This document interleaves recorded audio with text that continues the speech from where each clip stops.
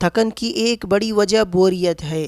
کوئی بھی انسان تھکن محسوس کیوں کرتا ہے اور بوریت کو کس طرح آپ اپنی زندگی سے بائے بائے کریں؟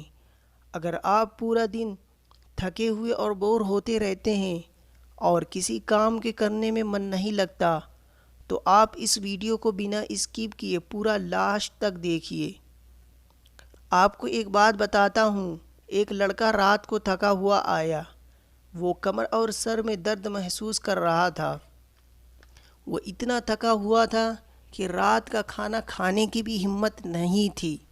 وہ آرام کرنا چاہا کہ تھوڑا سا سو لوں تو ٹھیک ہو جاؤں گا کہ اچانک اس کے دوست کی کال آئی کہ دوستوں نے باہر پارٹی رکھی ہے تو چلتے ہیں۔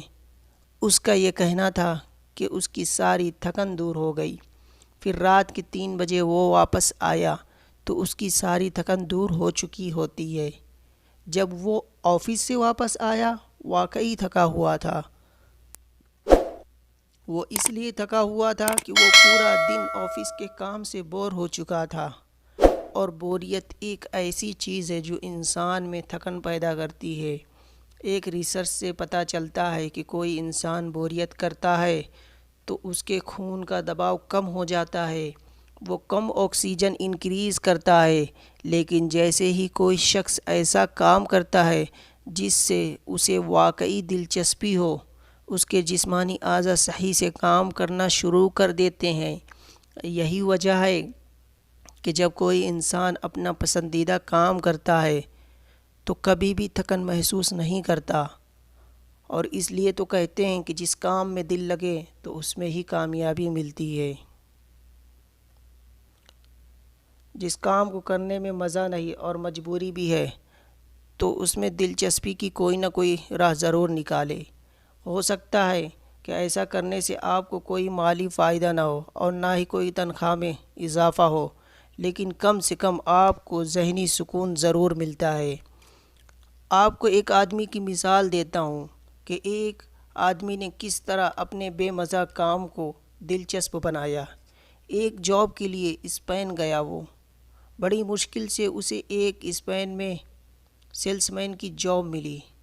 وہ اسپینش زبان کا ایک لفظ بھی نہیں جانتا تھا، لیکن اس کے باوجود اس کے کام میں اس نے کامیابی حاصل کی۔ یہ کیسے ممکن ہوا؟ اس نے کمپنی کے کسی دوسرے آدمی سے جو وہاں کا رہنے والا تھا، اس سے خرید و فروخت کے چند الفاظ لکھ کر یاد کر لیے، اور وہ جب کسی گھر میں سامان بیچنے کے لیے جاتا تو گھر سے کوئی بھی انسان چاہے عورت یا مرد باہر آتا تو وہ ساری لکھی ہوئی باتیں دہراتا، اور اگر کوئی سوال کرتا تو اس کو بتانے کی کوشش کرتا کہ میں یہاں کا رہنے والا نہیں ہوں، یہ ساری باتیں تو میں نے لکھوا کر رکھی ہوئی ہیں۔ وہ لکھا ہوا صفحہ دکھاتا، لوگ یہ دیکھ کر مسکرانے لگتے اور ہنسی ہنسی میں وہ اپنا سامان دکھانے لگتا۔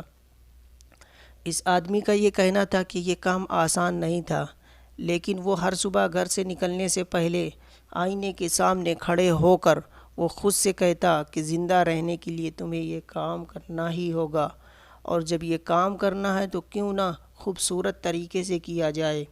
اس لیے وہ کام جس کو کرنے میں مزہ نہیں آتا اسے دلچسپ بناؤ، اور وہ کام کرو جس کام کو کرنے میں دلچسپی ہو اور مزہ آتا ہو۔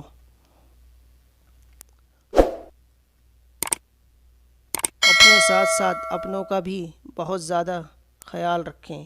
اگر اس ویڈیو میں آپ کو پسند آئی ہوں یہ ساری باتیں تو اس ویڈیو کو لائک کریں اور سبسکرائب کرنا بالکل مت بھولیے۔ خدا حافظ۔